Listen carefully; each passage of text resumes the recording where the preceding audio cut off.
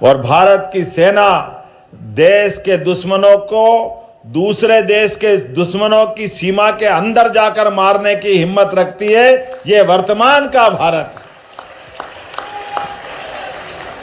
दुनिया के अंदर कुल 3 देश ऐसे थे, उसमें तीसरा देश भारत बना। 2 हमारे पहले, एक इजराइल, दूसरा अमेरिका, जो अपने देश के दुश्मन से किसी भी धरती पे निपटने में सक्षम रहते हैं। हमें इस बात का गर्व है। आज इसी बात के लिए शहीद भगत सिंह से लेकर चंद्रशेखर आजाद तक और तमाम वो क्रांतिकारी जिनने अपने प्राणों को उत्सर्ग किया, उनके बलबूते पर मिलने वाली आज़ादी को आज़ादी के बाद के हमारे आज के वर्तमान के सभी शासन के तंत्र वो सारी चीजें खड़ी कर रहे हैं, जिसके आधार पर लोकतंत्र गौरवान्वित होता है। हमारी अपनी क्षमता, योग्यता, बुद्धिमत्ता से गरीब, महिला, युवा, किसान सब वर्गों के कल्याण करते करते हमारे अपने सामर्थ्य से हम अपने देश को भी महफूज रखते हैं और दुनिया से निपटने की ताकत भी रखते हैं। लेकिन आज़ादी का सुबह का आयोजन तो बहुत आनंद के साथ हुआ।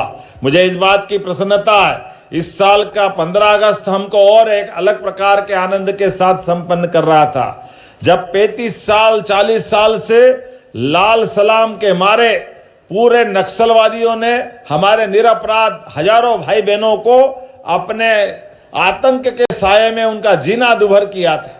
महिला, बच्चे, बूढ़े, हर एक कोई, खासकर आदिवासी अंचल के अंदर। और मध्य प्रदेश की सरकार में तो पूर्ववर्ती सरकार के एक मंत्री की हत्या, निर्मम हत्या, आजाद भारत के अंदर मंत्री घर में है, सोते हुए को बिस्तर से उठाते हैं, उठाने के बाद उसको चौराहे पे ला कर खड़ा करते हैं, पूरे गांव वालों को सामने खड़ा करते हैं और सबके सामने उसकी हत्या कर देते हैं। पुलिस से लेके सारे लोग कुछ देखते रहते, कुछ बाद में कुछ करते नहीं है। हमारे यहाँ तत्कालीन सरकार, राज्य सरकार ने भी उसका कोई बदला ले नहीं लिया।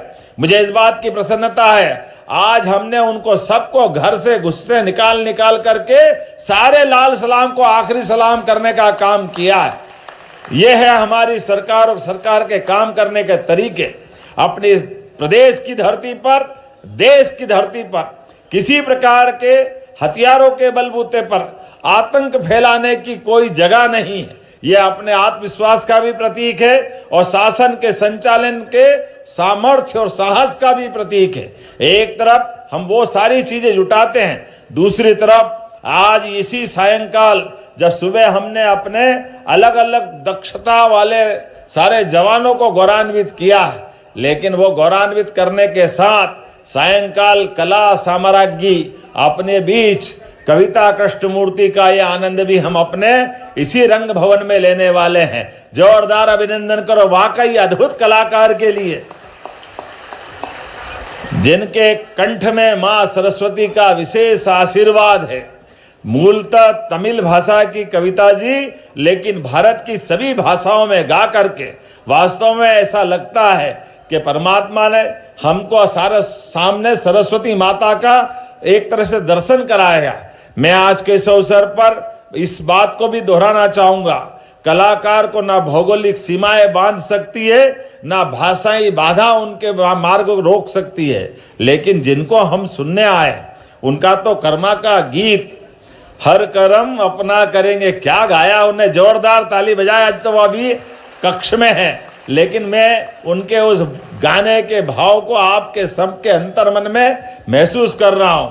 और रामायण के बीच, उत्तर रामायण में हम कथा सुनाते हैं, क्या उनने अपने मुखारविंद से गाया है कि लवकुश के माध्यम से भगवान राम की रामायण के काल को स्मरण कराते हुए जिस प्रकार से उनने कोकिल कंठी ने अपना कंठ दिया है, वो हम सबको एक तरह से चेतना भी देता है और भगवान राम के उस काल की गई लीलाओं का वर्णन भी सचित्र सामने ला देता है।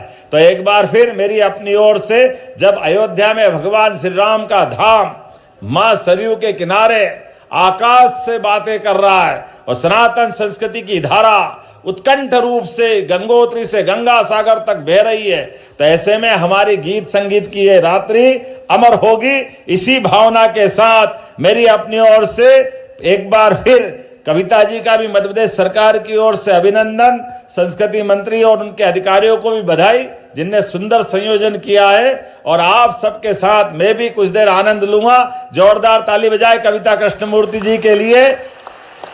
और मेरी अपनी स्वर में मिलाकर के जोर से आवाज दे, भारत माता की, भारत माता की।